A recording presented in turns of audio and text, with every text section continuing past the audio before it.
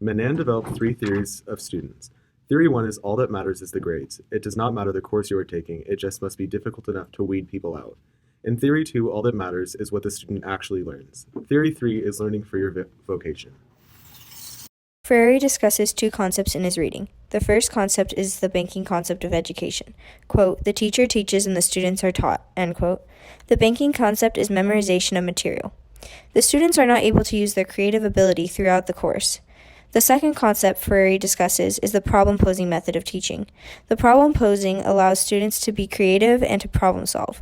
Quote, in problem-posing education, people develop their power to perceive critically, end quote. Students also grow as individuals through the problem-posing method. Quote, they become jointly responsible for a process in which all grow. End quote. Our group decided to compare the text between Menand and Freire and see how their theories apply to students and teaching in today's world. Focus question. How should learning be perceived and taught overall? When do you feel the most learning occurred for you? In the classroom or real-world experience? Bella Staley, a BSU freshman, feels that most of her learning has occurred in a classroom because she hasn't had the opportunity to apply her knowledge in a real-world situation yet. She goes on to elaborate her ideal situation for learning. Quote, my ideal learning environment has an involved teacher who shows how to problem solve and encourages me to ask questions. Learning like this shows me how to apply it to a real-world situation, end quote. The idea of questioning is not a new thing. It is seen in ASCD, which says, perhaps the most important part of the scientific method is asking a question about an observation or occurrence. It is basic to the entire nature of discipline, end quote. Freire has a similar idea in his Pedagogy of the Oppressed. Quote, education consists in acts of cognition, end quote. He means that your education should teach you to solve problems and thoroughly think, not just remembering facts. For someone like Bella, being taught how to problem solve and how to learn can help her as she matures.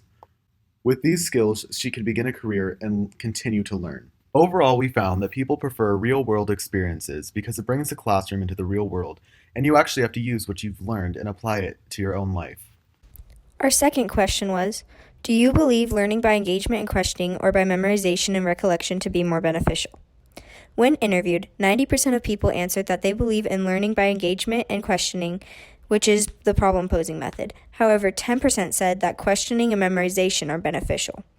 When I interviewed a Boise State University English professor named Allison King, she said, quote, I actually end up learning a lot more from my students and their questions, end quote.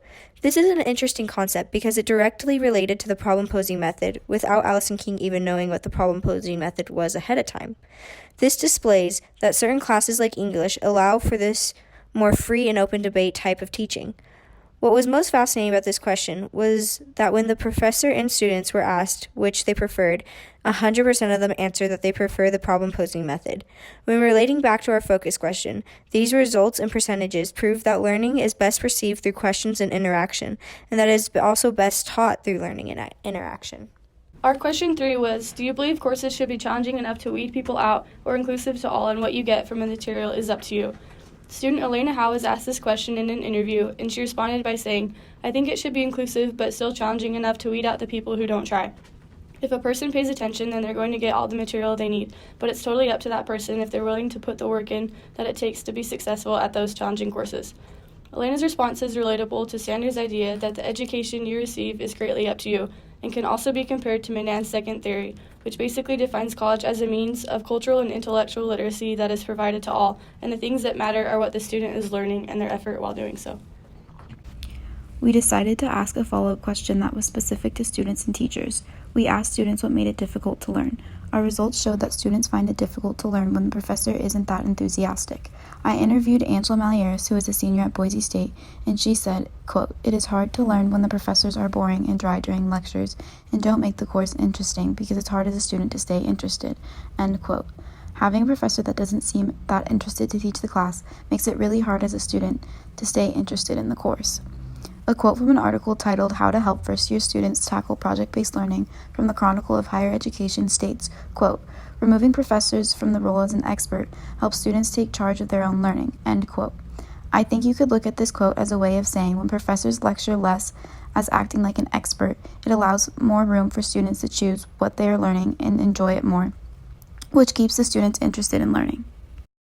We asked teachers what makes it hard to teach. Our results showed that it was a mutual agreement across the teachers we interviewed. The teachers said it's hard to teach when students show a lack of interest in the subject and don't care about what they are learning.